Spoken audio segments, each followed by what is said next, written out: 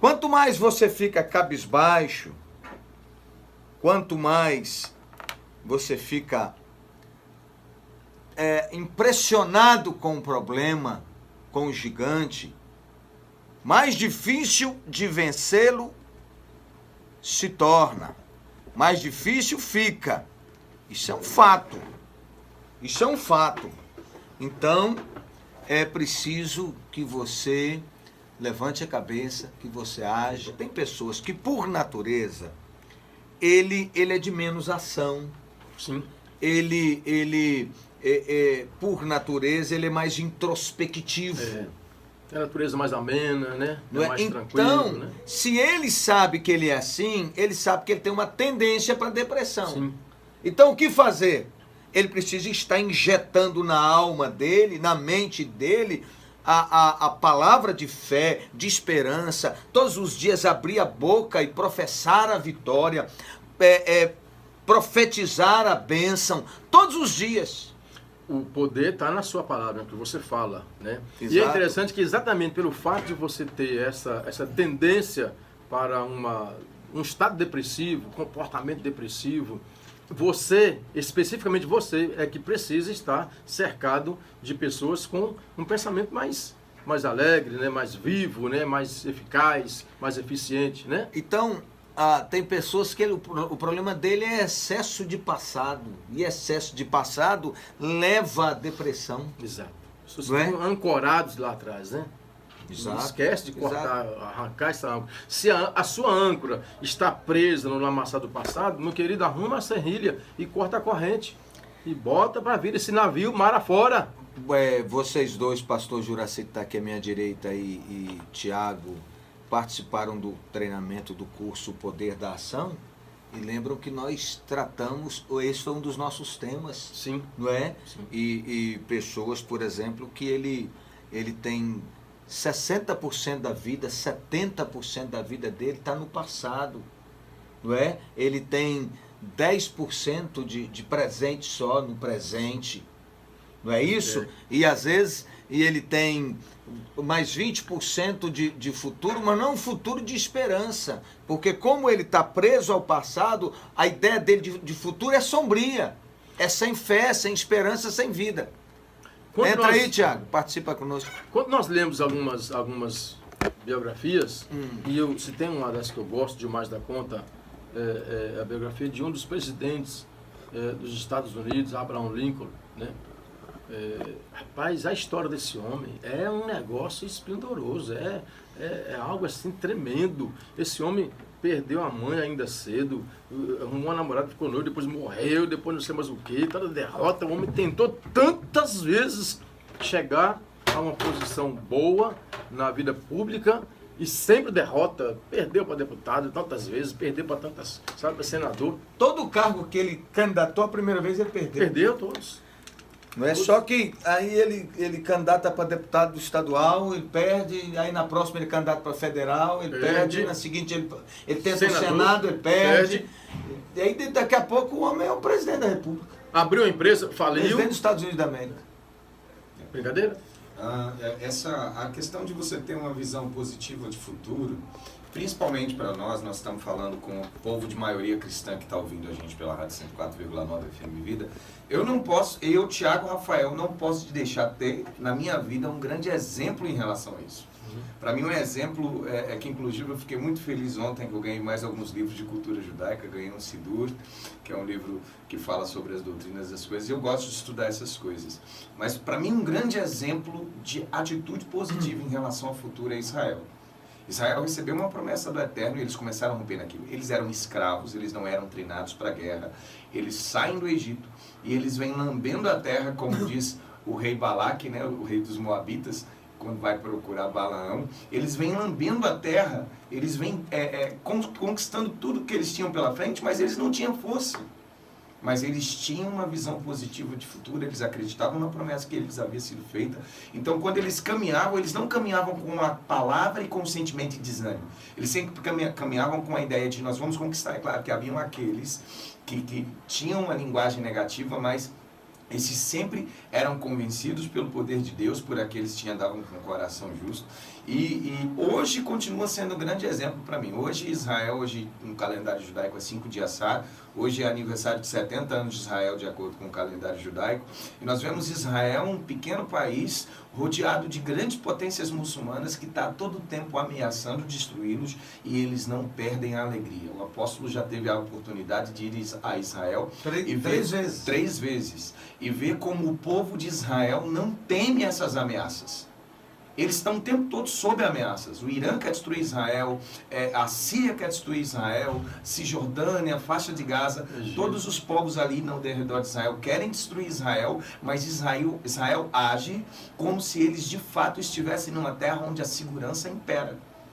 O apóstolo foi lá, ele pode dizer que meia-noite, 1h da manhã, tem gente indo orar com tranquilidade no Muro das Lamentações, sem medo nenhum.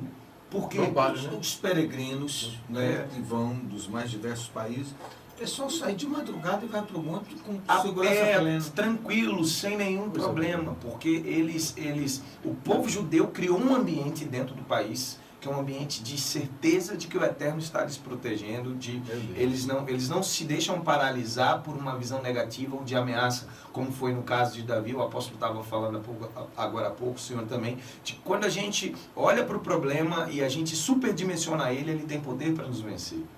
Eles olham para todas as situações e tribulações que acontecem, eles olham com a visão positiva. Eles nunca olham com a visão de que vão perder, eles olham de que eles vão conseguir alcançar. Pelos meios corretos, pela bênção do Eterno, mas eles vão conseguir alcançar os objetivos que eles propõem. Eles, para mim, são um grande exemplo de visão positiva de futuro. Muito bom, muito boa bom. Palavra. Então tá aí. A nós aqui, pronto. Então, por outro lado, eu estava dizendo que tem gente que ele tem passado demais na cabeça dele. Mas tem gente também que tem futuro demais, ele não consegue viver no presente. E isso vai gerar ansiedade. Sim. Boa palavra. Não é isso? Boa colocação. Porque ele não consegue viver o presente e ele fica muito preocupado com o futuro. E não sabe trabalhar o presente. Porque, na verdade, o seu futuro você constrói hoje. Esse presente seu hoje é uma situação delicada, uma situação, posso até dizer, uma situação dúbia, porque ela tem dois caminhos. Vivemos hoje o que lançamos ontem. A semente que nós lançamos ontem, colhemos hoje e nós usufruímos do fruto dela hoje. Agora, qual semente que eu tenho lançado que é o problema, né? Agora, o meu futuro... Se eu lanço boas sementes, eu vou colher, eu vou ter uma boa colheita. Se a minha semente é ruim, a colheita é ruim. E em todos os sentidos, né, apóstolo? Claro, palavras, claro. compras, decisões, relacionamentos, né? Então, o que temos que fazer é o quê? Se lançamos semente ruim, é reconstruir, reconhecer.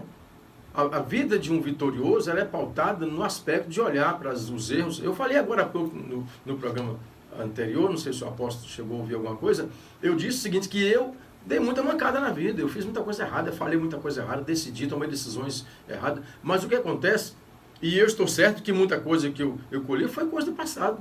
Agora, o que me faz vencer é olhar para o meu passado, ver as mancadas que eu dei, e olhar para o meu futuro e ver que há uma grande probabilidade de vencer, de conquistar, e eu reconstruo, eu recomeço, eu vou reeditar a minha história, né?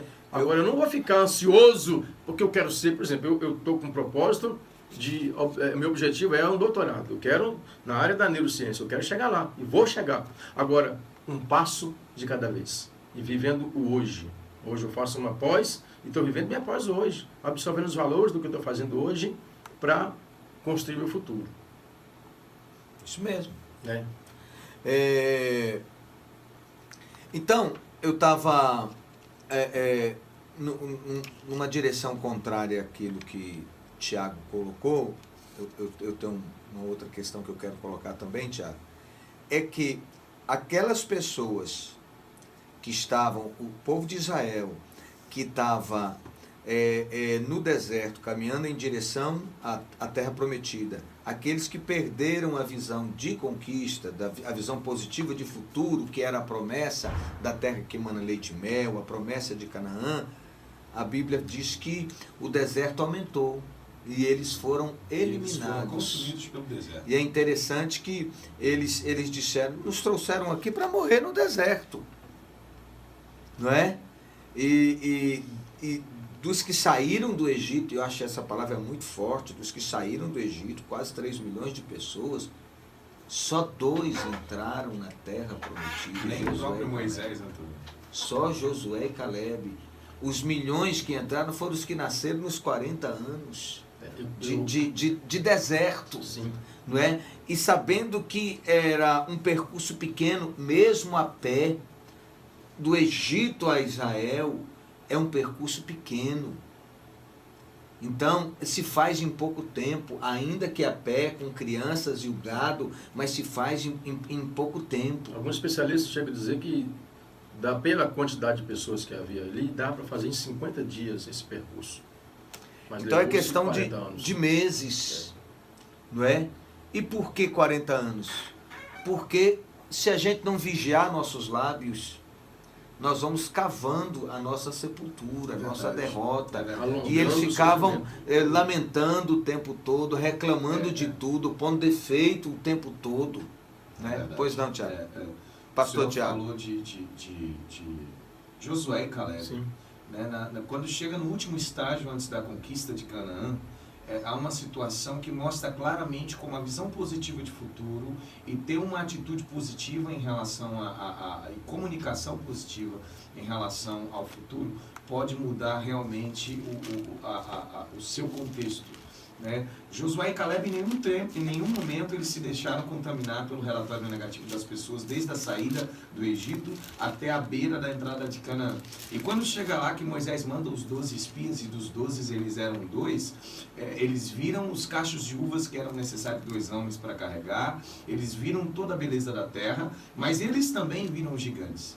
Porém, o relatório de Josué e Caleb para Moisés foi: nós vamos conseguir conquistar a terra, nós temos uma palavra a nosso favor, eu sei que lá existem gigantes, mas se o Senhor nos prometeu essa terra será nossa. E, ao mesmo tempo, enquanto esses 2 têm um relatório positivo, os outros 10 têm um relatório: não, os gigantes são muito grandes, nós seremos consumidos por ele. Então veja você que o seu desafio é muito grande, porque a maioria das pessoas... a mente delas está preparada para crer no pior, para crer na derrota, para crer na vergonha, no caos, para crer que não é possível, que não alcança. Pare para ver isso, entenda isso, por favor, pelo amor de Deus. Então, e isso confirma exatamente uma pesquisa que cientistas fizeram, de que 2%, apenas 2% da população do mundo, 2% apenas da população do mundo são líderes, lideram, decidem, agem. 13% da população mundial, isso em qualquer lugar, no seu contexto, no seu bairro, na sua escola, no seu local de trabalho, o percentual é o mesmo. 13% das pessoas, elas atendem à convocação, elas apoiam as decisões que os outros tomam e elas seguem caminho e vencem, mas 85%, gente, é muito grande. 85% da população mundial, 85% das pessoas, elas são como uma massa de manobra, elas são como uma boiada, elas vão sendo empurradas, elas vão sendo levadas, elas seguem na linha do conformismo. Então, você vê que no contexto bíblico que a gente estava falando aqui, pastor Tiago estava falando aqui sobre Israel, de 12 espias, só 2 tiveram relatório. A grande maioria, a maioria esmagadora, dizendo: a gente não consegue, tem gigantes na terra. E eles eram para nós, e éramos para eles como gafanhotos. E, na verdade, eles nem foram vistos pelos gigantes, porque eles estavam às escondidas, eles eram espias, então eles não podiam ser vistos. Quer dizer, mas eles estava entendendo que os outros os viam como gafanhotos. Na verdade, eles se sentiam gafanhotos. Pode ser Eles o texto. criaram dentro de si uma visão ruim ao próprio respeito. Exato. Né? O texto diz assim, Números 13, versículo 33. Sim. Diz assim, também vimos ali gigantes. Quer dizer, eles não foram vistos, eles que viram, como o apóstolo confirmou aqui. Os filhos de Anak são descendentes de gigantes. E éramos aos nossos próprios olhos como gafanhotos, e assim também o éramos aos seus olhos. Quer dizer, eles estão dizendo que eles viram. Eles estão dizendo, nós éramos os nossos próprios Eles olhos. se sentiam gafanhoto e diziam, e eles também nos viam como nada. Como é que viram? Se estavam escondidos. Os gigantes não os viram, não é? Mas é interessante que a palavra de Josué e Caleb, e ela foi dirigida nesse momento aí por Caleb, ele diz assim, de fato existem gigantes, mas nós vamos vencer. Interessante Deus nos que prometeu. Caleb diz assim, gente, ele falou assim, então, versículo 30, então Caleb fez calar o povo perante Moisés e disse, ei, gente, subamos e possuamos a terra, porque certamente prevaleceremos contra ela. Olha que convicção, que segurança. Antes ele diz, tem gigante sim, Tem. mas como pão Tem. nós podemos devorar. Tem. Ele não está negando, não. Ele não está negando. Existe Então, problema. ter uma Existe visão um positiva de futuro, É saber que existe ter uma visão de fé, não é negar problema. Não é ser irresponsável. Não é negar a enfermidade, Exato. não é negar a crise financeira, Exato. não é negar o problema familiar, não é negar o problema, é admitir a existência dele, porém dizer, nós vamos vencer, eu tenho fé. Interessante que os próprios cientistas confirmam, cientistas até pessoas ateus, pessoas que não creem nem na existência de Deus, mas eles reconhecem que a fé ajuda uma pessoa a vencer, a fé ajuda a pessoa a receber a vitória. E já conhece que a eles fé... Eles não creem em Deus, mas creem no poder da atração. Exato. Que é a mesma coisa Exato. da fé que nós usamos. Né? Eles creem que a fé pode causar interferência no processo de cura física. Claro. É isso aí. Interessante, apóstolo Nilton e pastor Tiago. Tem algumas pesquisas, alguns ensaios feitos na área da neurociência, e uma delas eles fizeram ter uma experiência. Eles colocaram num laboratório algumas pessoas, e do outro lado, numa outra sala paralela, eles colocaram o material genético da pessoa. Olha que coisa interessante. E nesse lugar onde estava a pessoa, ela foi submetida a situações de tristeza, de dores, situações vexatórias, passando assim filmes, áudios, né? Enfim. E a reação daquela pessoa, olha que interessante, a reação daquela pessoa também manifestava-se no material genético recolhido dessa pessoa que estava na sala ao lado. Interessante. Aí eles ficaram assim, o que está acontecendo? A interferência, o que acontece conosco, nós temos uma ligação forte, né? Nós somos irmãos. Tem uma probabilidade muito grande de acontecer contigo. Aquilo que eu vivo... De sentir os efeitos do que está acontecendo. Exatamente. Aquilo que eu vivo contagia o meio ambiente. Eles pegaram, separaram, distanciaram o material genético da pessoa, colocaram uma distância de 100 metros. Os filamentos do DNA, do processo material genético, recebiam as informações. Quando a pessoa em teste era colocada sob situações positivas e ela absorvia aquele fator, a sua estrutura genética, não importa onde estivesse, também respondia da mesma forma. Ele está falando disso a respeito do poder da fé, do poder da administração, das palavras, daquilo que você libera. Isso é fundamental. E nós comumente falamos da importância de profetizar a bênção, a vitória.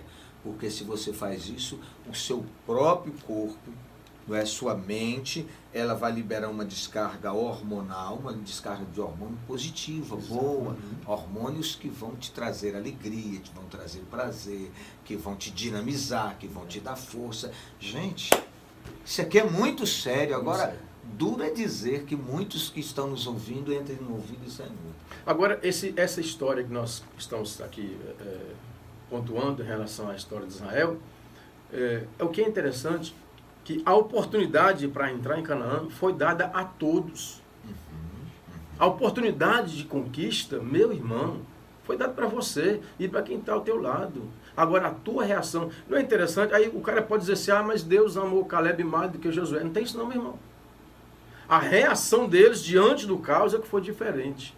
Sei. A vitória é para você também. Agora, a sua reação, a maneira como você enxerga os problemas, a maneira como você absorve, é que vai dizer se você vai chegar lá. Uma coisa que a gente precisa entender é que a gente fica pedindo Deus a vitória, pedindo a vitória, pedindo a vitória. E uma coisa precisa ficar muito clara de uma vez por todas, precisa estabelecer isso como um princípio na nossa vida. Do ponto de vista espiritual, tudo que Jesus tinha que fazer, Ele já fez por nós. Está consumado. A Bíblia fala que nós reinamos com Jesus nas regiões celestes. Exatamente. Então, diz que Ele levou as enfermidades sobre si. O castigo que nos traz a paz estava sobre Ele, por suas pisaduras nós somos sarados. Diz que Ele recebeu o nome que está acima de todo nome. O que isso quer dizer? Do ponto de vista espiritual já está tudo feito. Agora a minha parte é me apossar disso. Exatamente. É tomar posse disso. A vitória foi conquistada, né? Bem dita pelas palavras aí, lá na cruz, porque são duas situações. Uma é a vitória conquistada na cruz. Outra é você tomar posse disso. Daquilo que está disponível para você. Disponibilizado.